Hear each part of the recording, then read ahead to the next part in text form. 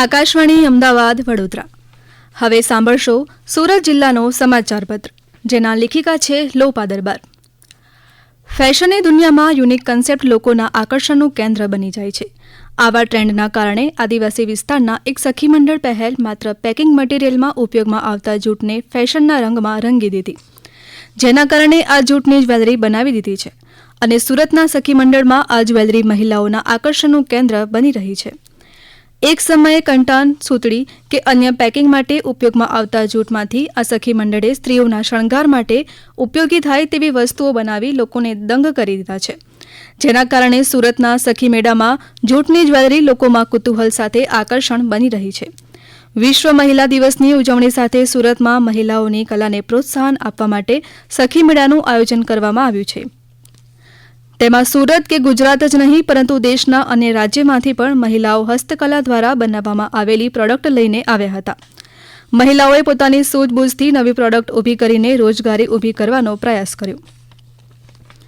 સુરતમાં મોટી સંખ્યામાં કામ ધંધા અર્થે આવેલા રાજસ્થાની પરિવારો રહે છે, જેમણે સુરતને જ પોતાની કર્મભૂમિ બનાવી છે.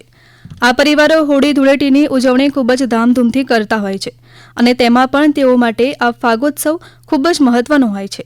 પોતાના વતનથી દૂર કર્મભૂમિ પર પોતાની સંસ્કૃતિને જીવંત રાખવા માટે અને યુવાનોમાં પરંપરાનું મહત્વ જળવાઈ રહે તે હેતુસર યુવાનોનું એક ગ્રુપ ફાગોત્સવની ઉજવણી કરે છે. હોળી દીવાના ગ્રુપ 10 થી 15 યુવાનો દ્વારા શરૂ કરેલું આ ગ્રુપ અત્યારે 80 જેટલા યુવાનો સાથે કાર્ય કરી રહ્યું છે. ફાગોત્સવ દરમિયાન આ યુવાનો રાજસ્થાની વસ્તી ધરાવતા વિસ્તારોમાં જઈને હોળીના લગતા ગીતોની સાથે ઉજવણી કરે છે. શિવરાત્રી બાદ તમામ યુવાનો તૈયારીમાં લાગી જતા હોય છે. રાતે 1 થી 2 વાગ્યા સુધી આ ઉજવણી થતી હોય છે, જેમાં સમગ્ર રાજસ્થાની પરિવારો જોડાતા હોય છે. સુરત કૃષિ વિજ્ઞાન કેન્દ્ર ખાતે જિલ્લા કક્ષાનો કિસાન સન્માન સમારોહ યોજાયો હતો, જેમાં ખેડૂત લાભાર્થીઓને લાભ વિતરણ અને પ્રગતિશીલ ખેડૂતોનું સન્માન મહાનુભાવોના હસ્તે કરવામાં આવ્યું હતું.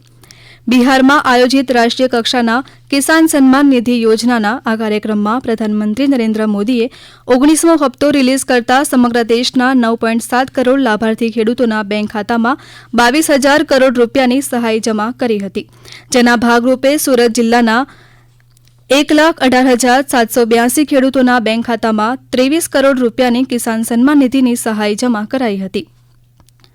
ભારત સરકારના ગ્રામીણ વિકાસ મંત્રાલય અને રાજ્ય સરકારના ગ્રામ વિકાસ વિભાગના સંયુક્ત ઉપક્રમે આત્મનિર્ભર મહિલા આત્મનિર્ભર ગામની થીમ સાથે 6મી માર્ચથી શરૂ થયેલા સરસ મેળા 2025માં 4 દિવસમાં 1 કરોડથી વધુનું વેચાણ થયું છે. સુરતવાસીઓ વોકલની નેમને સાકાર કરતા મન ભરીને મેળાને માણી રહ્યા છે અને અવનવી સ્વદેશી ચીજવસ્તુઓની ખરીદી કરી રહ્યા છે.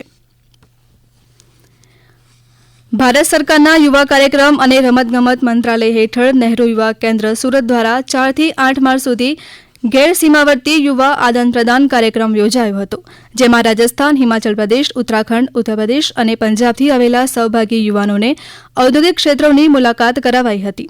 Sumul dairy, Euro Wafers, Atul bakery, HK diamond, Dumas beach અને VR મોલ જેવી મહત્વપૂર્ણ ઉદ્યોગ અને વિજ્ઞાન સાથે સંબંધિત જગ્યાઓની મુલાકાત પણ લીધી હતી.